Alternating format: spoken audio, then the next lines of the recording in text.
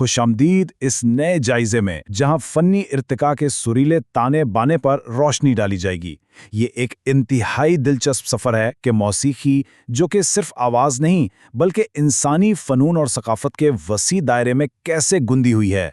ये कोई रुकी हुई तारीख नहीं है, बल्कि एक जिंदा और मुसलसल बहता हुआ दरिया है। आइए मिलकर इस सफ़र का आगाज़ करते हैं और देखते हैं कि आवाज़ों का ये जादू हमारी तमद्दनी पहचान को आखिर कैसे तश्कील देता है। सोर्स मटेरियल का ये कॉल सुनिए। मौसीकी वो बुनियादी धागा है जो इंसानी सकाफत और फन्नी तरक्की के फैलते हुए ढांचे को बाहम जोड़ता है। खैर, ये एक निहायत ताकतवर और गहरा ख्याल है जो मुख्तलिफ फन्नी शोबों के दरमियान गहरे ताल्लुक को समझने के लिए एक बेहतरीन फ़िज़ा कायम करता है। इससे जहन में एक तस्वीर उभरती है कि मौसीकी सिर्फ चंद धुनों का मजमुआ नहीं है, बल्कि ये वो बुनियाद है जिस पर इंसानियत की बाकी तमाम तख्लीकात खड़ी हैं। ये धागा दरअसल हर दौर और हर तहरीक को आपस में जोड़ देता है। तो फ़नी तनाई बनाई की बुनाई, चलिए इस हिस्से में देखते हैं कि इस इर्तिकाई नज़र से तख्लीकी सलाहियत के बारे में क्या वाज़े होता है।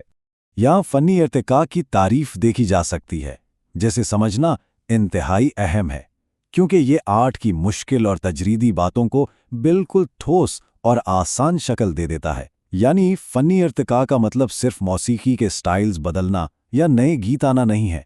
इसमें हमारी ईजादात और मुआशरती तब्दीलियां शामिल हैं। ख्याल रहे कि हर नई धुन और हर नया बसरी शाहकार दरअसल उस वक्त के हालात और ज़हनी तरक्की का बिल्कुल सीधा नतीजा होता है। अब आते हैं इब्तिदाई धुनों की जड़ों की तरफ, जहां आवाज़ों और थाप ने अपनी सबसे पहली शक्ल लेना शुरू की। यहाँ इस फहरिस्त पर ज़रा गौर करें। तारीख से कब्ल की थाप, इब्तिदाई मंतर और ये बाज़ औक़ात अजीब से लगने वाले कदीम आलात मौसीकी दरअसल इस फ़नी तने बने के सबसे पहले और सबसे अहम धागे थे। जब किसी खोखली लकड़ी या पत्थर पर पहली थाप पड़ी होगी तो वो सिर्फ शोर नहीं था, बल्कि वहां से मौसीकी की बुनियाद पड़ी।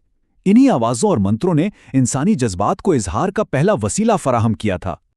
इस टाइमलाइन पर नज़र डालिए कि ये सफ़र कितना वसी है। 40,000 कब्ल मसीह में जानवरों की हड्डियों से बनी बंसुरियों का ज़ुहूर होता है। फिर 800 ईस्वी के आसपास आवाज़ों के मिलाप यानी इब्तिदाई पॉलीफोनी की तरक्की नज़र आती है, और फिर 1600 ईस्वी तक आते आते क्लासिकल सिम्फनी की शानदार इब्तिदा हो जाती है। ये सफ़र वाज़ेह तौर पर दिखाता है कि इंसानी जहन ने कैसे इंतहाई सादा आलात से शुरू करके इन्हें वक्त के साथ वसी पैमाने पर पेचीदा और शानदार संगीत में ढाल दिया। आहंग और पेचीदगी का ज़ुहूर। आइए देखते हैं जब मुख्तलिफ फ़नी शोबों ने एक दूसरे को मुतासिर किया तो क्या तब्दीलियाँ आईं। आहंग यानी हारमोनी की पैदाइश, जब अकेली धुनें जज्बाती गहराई पैदा करने के लिए एक साथ बुन गईं। हारमोनी के आ जाने से मौसीकी की दुनिया बिल्कुल ही बदल कर रह गई। ये समझिए कि जैसे किसी बुनने वाले की खड्डी में अचानक एक नया, निहायत शोख और चमकदार रंग शामिल कर दिया गया हो। पहले आवाज़ें अकेली और अलग थलग थीं, लेकिन जब उन्होंने मिलकर एक साथ बजना शुरू किया तो एक ऐसी वसी जज्बाती गहराई पैदा हुई जिसने सुनने वालों की रूह को नए तरीके से छू लिया। और यहाँ एक बहुत ज़बरदस्त मुवाजना देखा जा सकता है। एक तरफ इब्तिदाई इजहार है, यहाँ मोनोफोनिक यानी सख्त पाबंदियों के साथ सिर्फ अकेली धुनें थीं, और दूसरी तरफ क्लासिकल दौर की पॉलीफोनिक लामहदूद ऑर्केस्ट्रल पेचीदगी है। ये फ़र्क कितना वाज़ेह है। सादा और महदूद चैंट से लेकर सिम्फोनिक शाकारों तक की ये छलांग सच में हैरत अंगेज़ है। इन पाबंदियों से निकलकर क्लासिकल दौर ने फ़नी आज़ादी का जो रास्ता दिखाया, वो तख्लीकी उरूज की एक बेहतरीन मिसाल बन गया। अब इस दिलचस्प तकसीम को देखिए कि क्लासिकल दौर के उरूज में इन पेचीदा आलात को किस तरह तेज़ी से अपनाया गया। स्ट्रिंग्स यानी तारों वाले आलात 40% हैं, वुडविंड्स 30% और ब्रास 20%। लेकिन यहाँ जो बात सबसे ज़्यादा मुतासिर करती है वो इन मखसूस आलात का इतनी तेज़ी से मुआशरे में फैलना है। ये तनासुब सिर्फ एदाद व शुमार नहीं, बल्कि इस बात का सबूत है कि लोग नए, पेचीदा और गहरे जज्बात को महसूस करने और बयान करने की मुसलसिल तलाश में थे। इसके बाद दौर आता है टेक्नोलॉजी के इनकलाब का, जिसने हर चीज़ को पलट कर रख दिया। यहाँ एक निहायत दिलचस्प और गहरा सवाल सामने आता है। बिजली ने आखिर मौसीकी के इजहार के कैनवस को बिल्कुल किस तरह तब्दील किया? ज़रा सोचिए, जब टेक्नोलॉजी की बेपनाह ताकत और तख्लीकी पैदावार का आपस में टकराव होता है तो नतीजा क्या निकलता है? जब मौसीकी में बिजली का दाखला हुआ तो इसने सिर्फ आवाज़ को ऊंचा नहीं किया, बल्कि मौसीकी को बनाने, फैलाने और सुनने का मुकम्मल निज़ाम ही जड़ से तब्दील करके रख दिया। ये 4 मरहले इस तब्दीली को बहुत आसानी से समझाते हैं। पहला मरहला था आवाज़ महफूज करने के लिए फ़ोनोग्राफ की इजाद। پھر ایمپلیفیکیشن اور الیکٹرک گٹار کا آنا جس نے ایک نئی توانائی دی۔ تیسرا قدم ڈیجیٹل سنتھسائزرز کا عروج تھا، اور آخر میں جہاں آج ہم کھڑے ہیں، مکمل کمپیوٹر پر مبنی پروڈکشن۔ ان سٹیپس پر غور کریں تو پتہ چلتا ہے کہ موسیقی میں ٹیکنالوجی کا سفر کتنی تیزی سے سادہ ریکارڈنگ ڈیوائسز سے نکل کر مکمل طور پر آج کی وسیع ڈیجیٹل دنیا تک آ پہنچا ہے۔ 20ویں صدی کا یہ موازنہ بالکل آنکھیں کھول دینے والا ہے۔ یہاں ریکارڈ کردہ موسیقی کی دھماکے دار ترقی کے مقابلے میں لائیو پرفارمنسز کا استحکام دکھایا گیا ہے۔ یہ چارٹ صاف بتاتا ہے کہ اس ٹیکنالوجیکل انقلاب نے لوگوں کے موسیقی سننے کے انداز کو آخر کیسے بدلا۔ جہاں لائیو شوز کی شرکت ایک خاص سطح پر ٹھہر گئی یا محدود رہی، وہیں موسیقی کی ریکارڈنگز نے عالمی سطح پر ایک انقلاب برپا کر دیا اور موسیقی کو دنیا کے ہر کونے میں آسانی سے دستیاب بنا دیا۔ اور اب آتے ہیں جدید موسیقی کے چوک پر، جہاں ماضی کی تمام صدیوں کا سفر ایک نئے ڈیجیٹل تانے بانے میں ڈھل جاتا ہے۔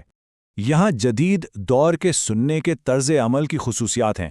بے مثال ژانرا بلینڈنگ، جہاں مختلف طرز آپس میں گھل مل گئے ہیں۔ عالمی ڈیجیٹل سیمپلنگ، الگورتھم اور AI کی مدد سے کمپوزیشن اور سٹریمنگ کے ذریعے کسی بھی آواز تک لامحدود رسائی۔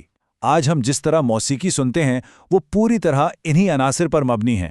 کھلی آزادی کے ساتھ ژانراز کا ملنا اور سٹریمنگ کی سہولت، یہ آج کے دور کی ایسی شناخت بن چکی ہے جس کی مثال پہلے کبھی نہیں ملتی۔ یہ نقطہ انتہائی اہم ہے کہ کلاسیکل تحریکوں کو سمجھنا آج کی سٹریمنگ کی پیچیدگی کو کھولنے کی اہم کنجی ہے۔ خیر، اس ساری بات کا نچوڑ یہ ہے کہ ان تاریخی اور ٹیکنالوجیکل تبدیلیوں کو سمجھے بنا ہم آج کے ماڈرن ڈیجیٹل ٹریکس کی گہرائی کو ہرگز نہیں سمجھ سکتے۔ جو ٹریکس آج ہماری پلے لسٹ میں بج رہے ہیں، ان کی بنیاد کہیں نہ کہیں اسی ابتدائی ہڈی کی بنسوری اور اس پہلی کلاسیکل ہارمنی میں ضرور چھپی ہے۔ یہ ایک لڑی ہے جو مسلسل جڑتی آ رہی ہے۔ اور آخر میں ایک بہت ہی گہرا سوال پیدا ہوتا ہے، جیسے جیسے ٹیکنالوجی اگلا ناگزیر دھاگا بنتی ہے، اس نامکمل سریلے شاہکار کا مستقبل کیسا سنائی دے گا؟ اس جائزے کے اختتام پر یہ سوال ایک پرکشش اور طویل سوچ کو جنم دیتا ہے۔ کیا آنے والے وقت میں AI اور انسانی جذبات مکمل طور پر یکجاں ہو جائیں گے؟ فنی تخلیقات کا یہ تانا بانا کبھی نہیں رکتا، اور ہماری آنے والی نسلیں انہی دھاگوں سے کون سا نیا شاہکار بنیں گی، یہ دیکھنا یقیناً بے حد دلچسپ ہوگا۔ جب تک انسان باقی ہے، فنی ارتقاء کا یہ سفر یوں ہی جاری رہے گا۔